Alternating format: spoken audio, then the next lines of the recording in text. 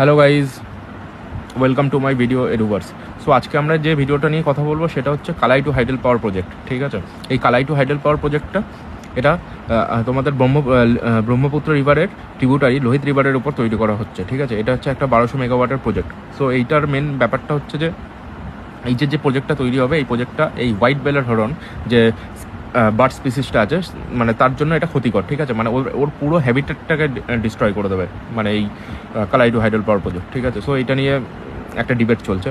So environment মিনিস্ট্রির যে এই যে ফরেস্ট অ্যান্ড অ্যাডভাইজারি কমিটি আছে না, এই ফরেস্ট অ্যান্ড অ্যাডভাইজারি কমিটি প্রথমে বলেছিল যে এদের কোনো মানে ওই যে কালাই টু হাইডেল পাওয়ার প্রজেক্টটা যেখানে হবে সেখানে এই স্পিসিসটাকে দেখা যাচ্ছে না, মানে হোয়াইট বেলার হরনটাকে দেখা যাচ্ছে না। বাট কিছু রিসার্চাররা যেটা আছে, কিছু রিসার্চাররা বলছে, আর যাই ওদের লোকাল কমিউনিটি বলছে যে না, এর পুরো মানে লোহিত রিভারের স্ট্রেচটাতে দেখা যাচ্ছে, যেরকম Walong to downstream, Walong to Parshuram Kund, মানে upstream Walong to downstream Parshuram Kund অব্দি দেখা যাচ্ছে, আর ইভেন কামলাম টাইগার রিজার্ভে পর্যন্ত দেখা যায়। ঠিক আছে, তো এইটা নিয়ে একটা মানে প্রবলেম চলছে। ঠিক আছে, সো তারপরে যেটা পরে স্টেজে এই যে ওয়াইল্ড লাইফ ম্যানেজমেন্ট প্ল্যান, যে মানে এই যে হোয়াইট বেলার হেরনের যে কী হবে, মানে কী প্রবলেম ওরা ফেস করতে চলেছে, সেটা wildlife institute of India দেখবে। ঠিক আছে, আর wildlife institute of India যে মেনলি এই প্রজেক্টটাকে রিভিউ করবে যে হোয়াইট বেলার হেরনের উপর কী ধরনের প্রবলেম চলছে, বা ওদের কোনো কী মানে হ্যাবিটেটটাকে কোনোভাবে রক্ষা করা যায়, বা কোনো কনজারভেশন প্ল্যান স্ট্র্যাটেজি ইমপ্লিমেন্ট করা যায় নাকি। ঠিক আছে, মেনলি হচ্ছে এটা স্কেপ লেভেল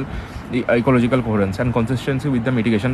মেনলি হচ্ছে ওই ডেভেলপমেন্ট ভার্সেস এনভায়রনমেন্ট যে আমাদের যে ডিবেটটা আছে ওইটাকে সলভ করার জন্য wild life institute of India দেখবে। কারণ আমাদের দেখো এই কালাই টু হাইডেল পাওয়ার প্রজেক্টটাও দরকার, কারণ হচ্ছে তোমরা জানো যে চায়না ইয়ারলুং সাম্পোতে একটা নিজের বাঁধ তৈরি করছে। তো ওইটার জন্য ওকে কন্টেন্ট করার জন্য কালাই টু হাইডেল পাওয়ার প্রজেক্ট আমাদের দরকার, কিন্তু আমাদের এই হোয়াইট বেলার হেরনটাকেও বাঁচাতে হবে। ঠিক আছে, তো এই জন্যই একটা মানে ডিবেট চলছে, বা একটা মানে রিভিউ মেকানিজম চলছে এই প্রজেক্টের উপর। ঠিক আছে, সো এইটাই নিউজ।